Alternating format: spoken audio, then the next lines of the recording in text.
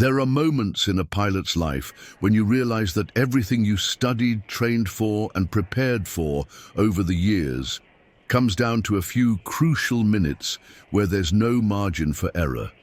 And March 15th, 2023 was exactly one of those moments for me.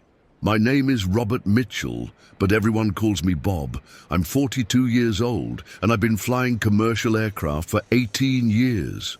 I've flown in some pretty gnarly conditions, faced storms that seemed hell-bent on ripping the wings off the plane, dealt with panicked passengers, and overcome mechanical failures that would test any aviator's nerves. But nothing, absolutely nothing, had prepared me for what happened that Tuesday afternoon over the Atlantic, when I found myself with just 15 minutes to save 180 lives, including my own. If you've ever wondered what it's like to be in command of an aircraft when everything goes to hell, when systems fail in cascade, and when every second can be the difference between life and death, this is my story.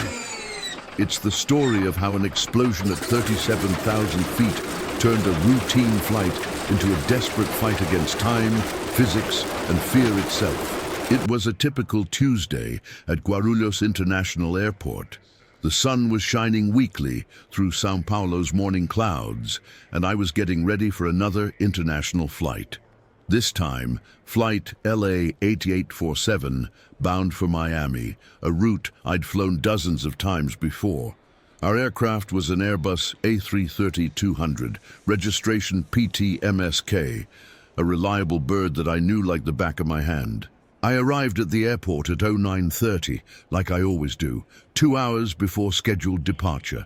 I firmly believe that flight safety begins long before you fire up the engines, and that's why I have my pre-flight rituals that I never skip. First, I check the weather conditions along the route, then I review the flight plan with my co-pilot, and finally, I do the external inspection of the aircraft.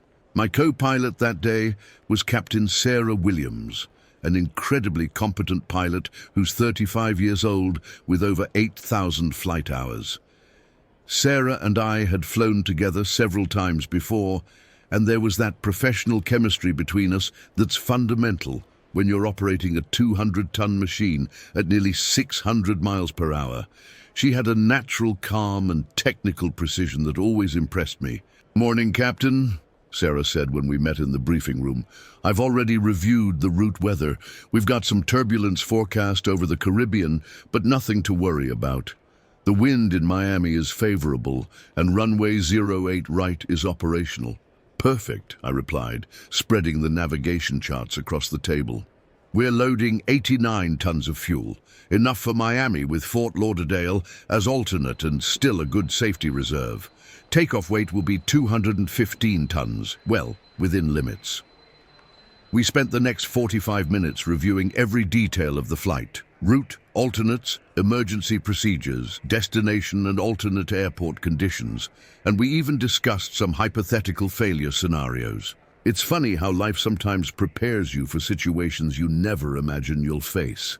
Our cabin crew consisted of 6 flight attendants, led by Chief Flight Attendant Mike Rodriguez, a professional with more than 20 years of experience, whom I'd known for at least 10 years. Mike had that rare ability to keep passengers calm, even in the most stressful situations, and his experience would prove crucial a few hours later. At 11:15, we began boarding the 180 passengers. It was a typical mix for a São Paulo-Miami flight: Brazilian executives traveling on business, families going on vacation to Florida, students returning to American universities, and some tourists eager to experience Miami Beach. Among them were children, elderly passengers, and even a 3-month-old baby. Details that didn't escape my notice during my pre-departure cabin walkthrough. During that pre-flight inspection, I always like to greet some passengers and observe the general mood on board. That day, I noticed an Argentine family with 3 small children seated in rows 15 to 17. An elderly Brazilian couple in first class who seemed to be taking their first international trip, and a group of college students who were clearly excited about their journey. Those faces would be burned into my memory for the next few hours. At 12:45, we received clearance for pushback. The departure procedures went smoothly. Before start checklist completed, engines 1 and 2 started without issues, all systems operational. Guarulhos Tower cleared us to runway 09 right, and at 13:12 we were lined up and ready for takeoff. Tower, Lima Alpha 8847, ready for departure, runway 09 right, I transmitted on the radio. Lima Alpha 8847, cleared for takeoff, runway 09 right, wind 090 degrees 8 knots. Contact departure 119.1 after takeoff. Cleared for takeoff, runway 09 right. Contact 119.1 after departure. Lima Alpha 8847. Sarah took the controls for takeoff. We always alternate who's the pilot flying, PF, and who's the pilot monitoring, PM, on each flight. At 13:14, with maximum power on both CFM56 engines, we lifted off from Guarulhos on a beautiful morning, with unlimited visibility and calm winds. The initial climb proceeded without problems. We passed through 10,000 feet at 13:19, at which point I turned off the seatbelt sign and allowed the flight attendants to begin the in-flight service. At 13:28, we were level at our initial cruise altitude of 35,000 feet, flying over the São Paulo interior toward the ocean. São Paulo Control, Lima Alpha 8847, level 35,000, requesting climb to 37,000 when able, I transmitted. Lima Alpha 8847, cleared climb to flight level 370, maintain Guarulhos 090 radial. Cleared flight level 370, maintaining 090 radial, Lima Alpha 8847.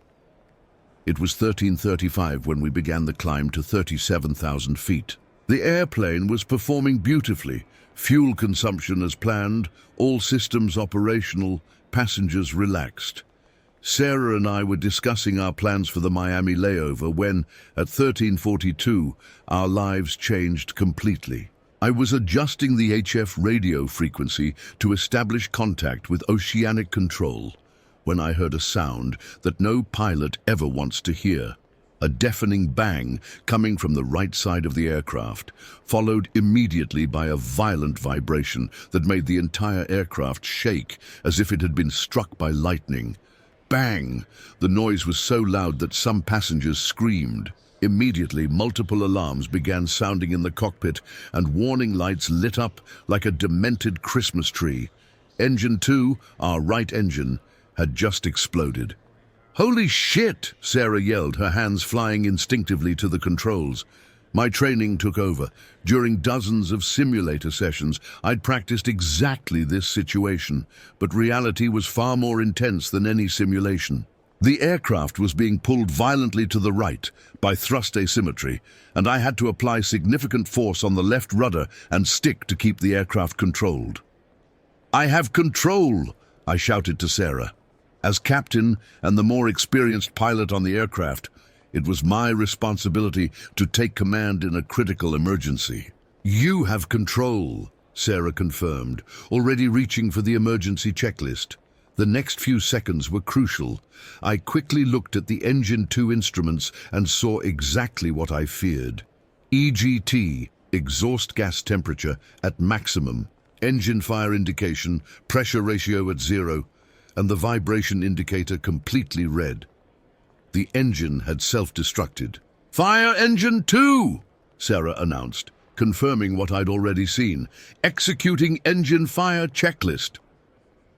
While Sarah began the fire suppression procedures, I fought to keep the airplane stable. At 37,000 feet, with only one engine operating, our situation was extremely precarious. We needed to descend immediately, but in a controlled manner. "Mayday, mayday, mayday!" I transmitted on the radio using the maximum emergency call. "São Paulo Control, Lima Alpha 8847. We have a catastrophic failure of Engine 2 with fire indication, requesting emergency descent and vectors to the nearest airport." Lima Alpha 8847, São Paulo Control, Mayday acknowledged. Cleared emergency descent.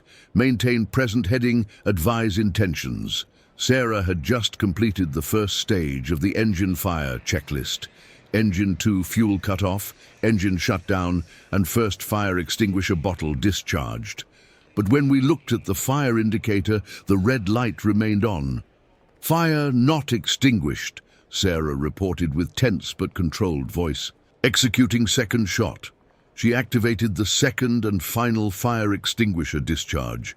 We waited some agonizing seconds. The firelight finally went out. Fire extinguished, Sarah announced with evident relief. But our problems were just beginning. With the engine explosion, turbine fragments had damaged other parts of the airplane.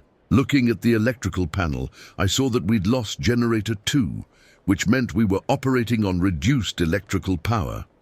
Worse still, the right tank fuel indicator showed a rapid and constant drop.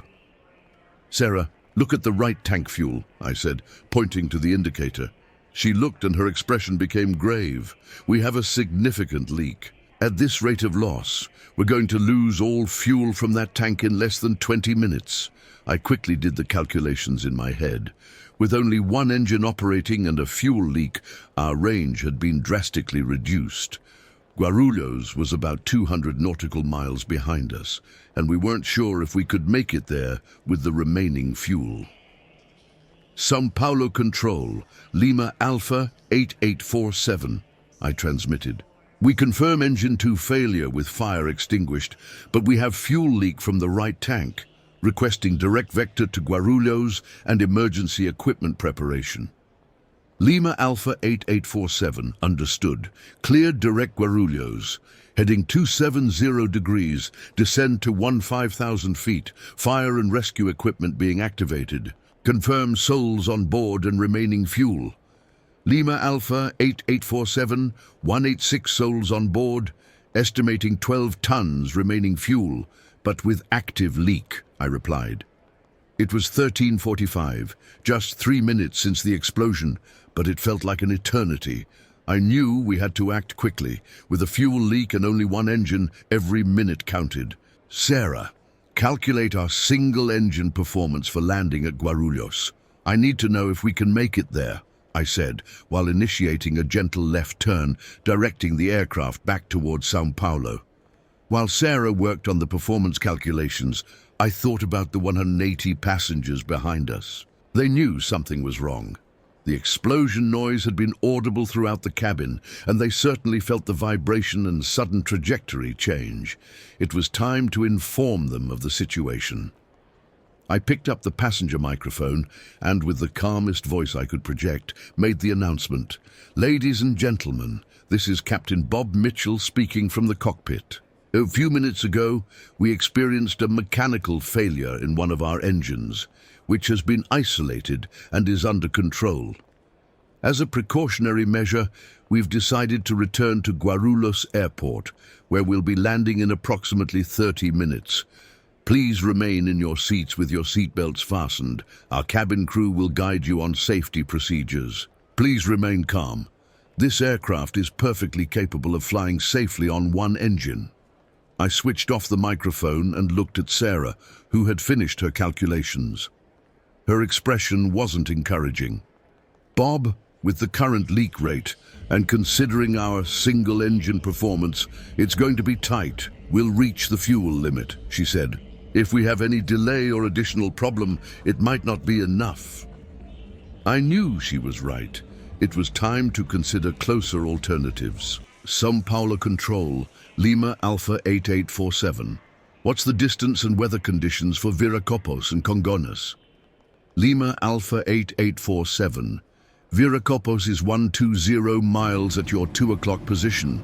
Runway 1533 available. Wind 180 degrees 12 knots. Congonhas 180 miles at your 1 o'clock position, but remind you, it has limitations for aircraft of your size. Viracopos would be the better option, closer than Guarulhos and with a runway long enough for our A330. But I knew Guarulhos better, and in an emergency, familiarity with the airport can be crucial. It was 13:48 when I made one of the most difficult decisions of my career. looking at the fuel indicators, seeing the right tank decreasing rapidly, and doing mental calculations about our single engine performance. I realized we might not make it to any airport if we didn't take drastic action. "Sarah, we're going to have to consider a ditching," I said, using the technical term for water landing. She looked at me wide-eyed. "Are you serious?" "Look at the numbers," I replied, pointing to the indicators. "If the leak continues at this rate, we'll be out of fuel before reaching any prepared airport. We have to be ready for all possibilities." Sarah nodded, understanding the gravity of the situation. She began reviewing ditching procedures in the emergency manual, while I continued the struggle to keep the airplane stable and directed toward the coast. At this moment, Chief Flight Attendant Mike entered the cockpit. His experience allowed him to quickly read the situation from the expressions on our faces and the instrument configuration. "Captain, how can I help?" he asked with a firm voice. "Mike, we're going to need to prepare the cabin for a possible emergency landing. We're still trying to reach an airport, but I want you and your team to start reviewing evacuation procedures and brace positions. Don't announce anything to the passengers yet. We don't want to cause unnecessary panic." "Roger that, Captain. We'll prepare discreetly," Mike replied before leaving the cockpit. At 13:52, 10 minutes after the initial explosion, our situation deteriorated further. Hydraulic System 2 began showing low pressure. Apparently, engine fragments had damaged the hydraulic lines. "Hydraulic pressure 2, low and falling," Sarah announced. "We're going to lose some flight controls." With Hydraulic System 2 compromised, we lost some control surfaces, making the airplane even harder to control. I could feel the difference in control response. The airplane was becoming more heavy and less responsive. "Activating emergency electric hydraulic pump," Sarah said, following the checklist. The emergency pump provided some hydraulic pressure, but not enough for normal operation. We were flying with degraded controls, one inoperative engine fuel leak, and 180 people depending on our decisions. It was 13:54 when São Paulo Control asked a question that chilled my blood. "Lima Alpha 8847, confirm if you can maintain current altitude with one engine." I looked at the instruments. Our rate of descent was gradually increasing, and even with maximum power on engine 1, we couldn't maintain 15,000 feet. The aircraft was too heavy for single-engine flight at this altitude. "São Paulo Control, Lima Alpha 8847 negative, unable to maintain altitude with current configuration, requesting continuous descent to 10,000 feet. Lima Alpha 8847, cleared descent to flight level 100. Advise Viracopos is preparing runway 15 for your arrival. Emergency equipment positioned." "Roger, descending to flight level 100, Lima Alpha 8847. As we descended, Sarah was frantically calculating. "Bob, even descending to 10,000 feet with this weight and one engine, our maximum range will be about 80 nautical miles. Viracopos is 110 miles away." I felt a chill in my stomach. The numbers didn't add up. Even if we could reduce the aircraft weight quickly, it would still be extremely tight. "We have to dump fuel," I said. "It's our only chance." But when Sarah checked the fuel dumping system, we discovered another problem. The system was inoperative, probably damaged by the engine explosion. "Fuel dumping system inoperative," she announced with tense voice. "We can't dump fuel." We were in a situation that any pilot dreads. Too heavy to fly efficiently on one engine, insufficient fuel to reach the nearest airport, and without the ability to quickly reduce our weight. It was 13:56, and I knew I needed to make a crucial decision in the next few minutes. Continue trying to reach Viracopos, or prepare for a ditching in the ocean. I looked at the navigation map and saw that we were over a coastal area, with several long, straight beaches below us. A crazy idea began forming in my mind. "Sarah, what about an emergency landing on the beach?" I asked. She looked at me like I'd lost my mind. "On the beach? Bob, that's extremely dangerous." "More dangerous than running out of fuel over the ocean," I replied. "Look there, Praia Grande, a long, straight strip of sand. If we can land during low tide, it might be our best option." Sarah looked out the window and then at the instruments. She knew I was right. It was a desperate option, but maybe our only real chance to save everyone on board. "We need information about beach conditions," she said. "Tide, obstacles, people in the area."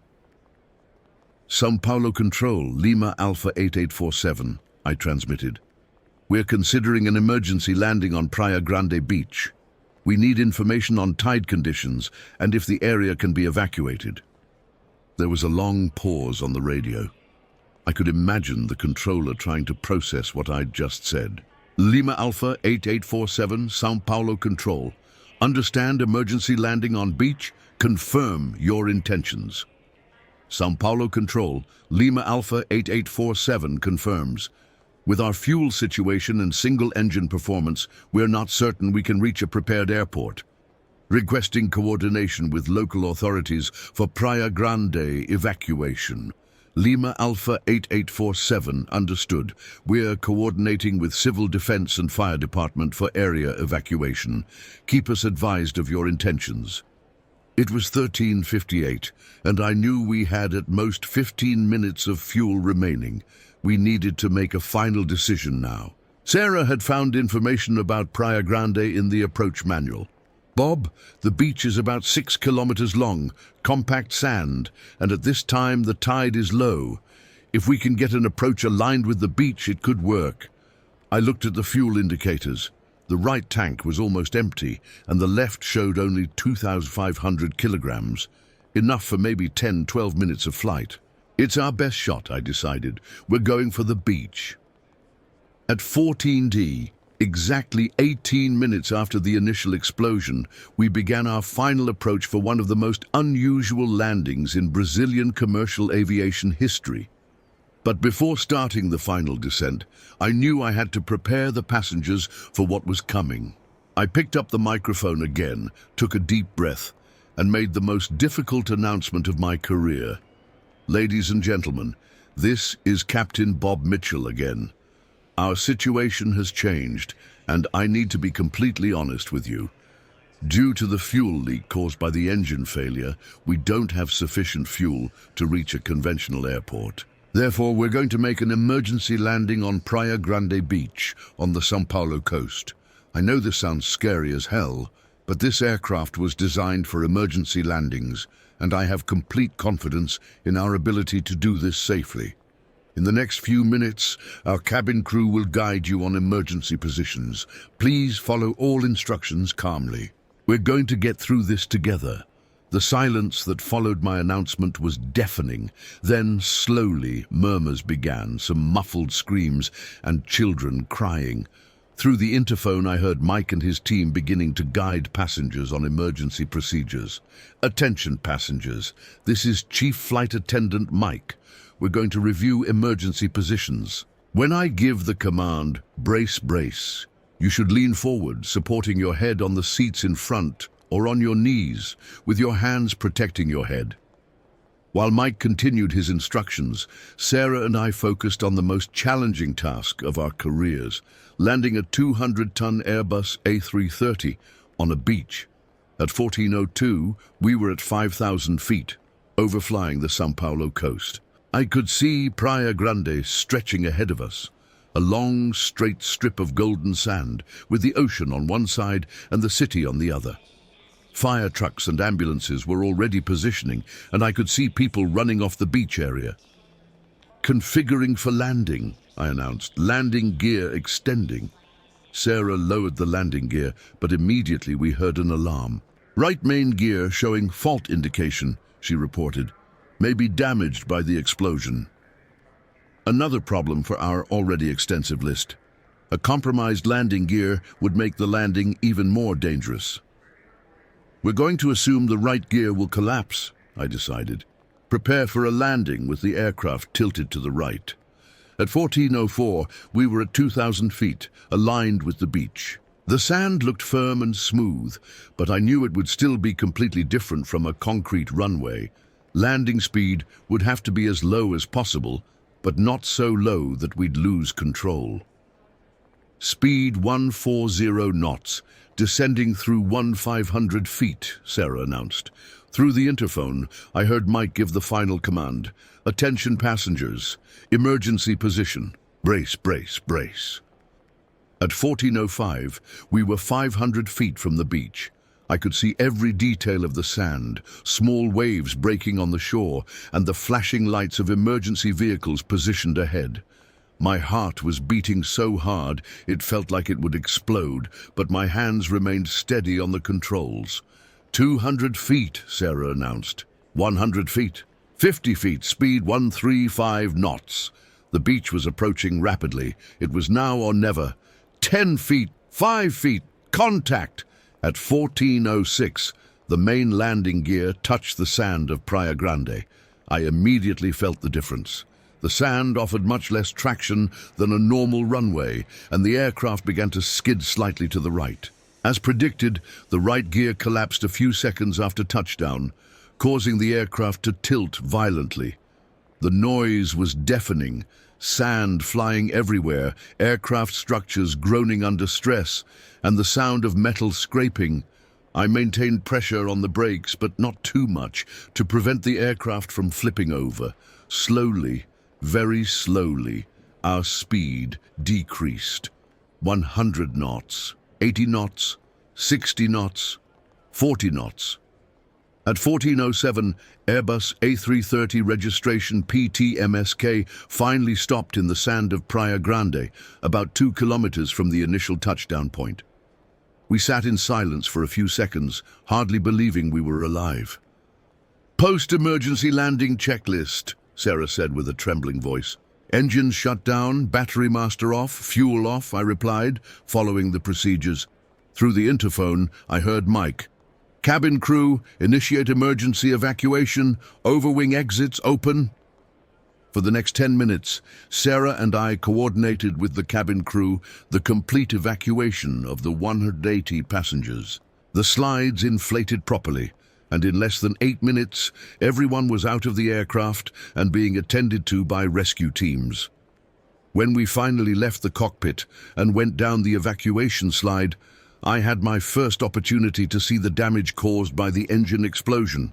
Engine 2 was completely destroyed, with pieces scattered along the beach behind us. The fuselage had some scratches and minor damage, but surprisingly the main structure remained intact. Mike approached me on the beach, his eyes shining with emotion. Captain, all 180 passengers and 6 crew members are safe. We only have minor injuries. Some scratches and scares, nothing more. I sat in the sand for a moment, letting the reality of what we'd just accomplished sink in. We had landed a large commercial aircraft on a beach, saved 180 lives, and everyone was safe. I looked at Sarah, who was also sitting in the sand beside me, and we saw tears in each other's eyes. We did it, she said simply. We did it, I agreed. In the hours that followed, we were debriefed by aviation investigators, firefighters, police, and the media. The story spread quickly around the world. American pilot saves 180 lives with beach landing, but for me, the only thing that mattered was that everyone had made it home that night. During the investigation that followed, we discovered that the engine explosion had been caused by an extremely rare failure in one of the high-pressure turbine blades. The blade fractured due to an undetected microcrack during maintenance inspections, causing a domino effect that destroyed the entire engine and damaged critical aircraft systems. The investigators concluded that our decision to land on the beach, while unconventional, was the only viable option given the circumstances. With the fuel leak and degraded single-engine performance, we never would have reached a prepared airport. The Argentine family with 3 children that I'd noticed during boarding sought me out a few days later. The father, an engineer named Miguel, told me, "Captain, You didn't just save our lives, you saved my children's future. How can I thank you for that? I didn't know what to say. There really weren't adequate words. The elderly couple from first class, Mr. and Mrs. Santos, also made a point of finding me. Mrs. Santos, 78 years old, held my hands and said, "Son, I've seen a lot of things in this life, but I've never seen someone as brave as you were that day. But for me, it wasn't about bravery. It was about doing the job I was trained for, making the right decisions under pressure, and never giving up when lives are at stake." Sarah and I continue flying together, and we developed an even stronger professional bond after that experience. Mike was promoted to cabin crew training supervisor, where he now teaches other flight attendants about emergency management. As for Airbus A330 PT MSK, it was later removed from the beach, repaired, and returned to service a few months later. Today, that aircraft continues flying safely, carrying passengers around the world. But whenever I fly over Praia Grande, I look down and remember that March day when everything went to hell, but ended up right. I remember the faces of the 180 passengers, the tension in the cockpit, the sensation of touching sand for the first time, and the indescribable joy of seeing everyone exit the aircraft safely. That experience taught me that, even when you have just 15 minutes to save 180 lives, it's possible to find a solution if you keep your cool, trust your training, work as a team, and never stop looking for alternatives. Aviation is one of the world's safest activities precisely because we pilots prepare tirelessly for situations we hope never to face. We study failures, practice emergencies, and develop procedures for scenarios that seem impossible. But sometimes, even with all the preparation in the world, you find yourself in a unique situation that's not in any manual, that wasn't covered in any simulator, and that demands from you not just technical knowledge, but also intuition, creativity, and a considerable dose of courage. March 15th, 2023 was one of those days for me. It was the day I learned that being a pilot isn't just about flying airplanes. It's about making impossible decisions under extreme pressure. It's about leadership when other people's lives depend on you. And it's about never giving up, no matter how desperate the situation seems. Today, when young pilots come to me asking for advice, I always tell them the same thing. Train like your lives depend on it, because someday they might. Study not just normal procedures, but also the most extreme emergencies. And remember, a pilot never stops learning, never stops preparing, and never gives up on the passengers who've entrusted their lives to him. Because at the end of the day, that's the essence of being a pilot. Being the last resort between safety and tragedy, being the person that 180 people trust when everything goes wrong, and being able to find a solution even when you have just 15 minutes to save all those lives. And you know what? If I had to do it all again, I'd make exactly the same decisions. Because at the end of that day, what mattered wasn't where we landed, but that everyone made it home safely to their families. That's the responsibility we carry as pilots. It's heavy, it's scary sometimes, but it's also the reason we love what we do. Because in a world full of uncertainties, we're the ones people trust to carry them safely through the skies. And on March 15th, 2023, over Praia Grande, we did exactly that. If you enjoyed this story and want to hear more real tales from the skies, subscribe to the Black Box channel. Leave in the comments what aviation story you'd like to hear in the next episode. And don't forget to share this video with other aviation enthusiasts. After all, every flight has a story, and some of them change our lives forever.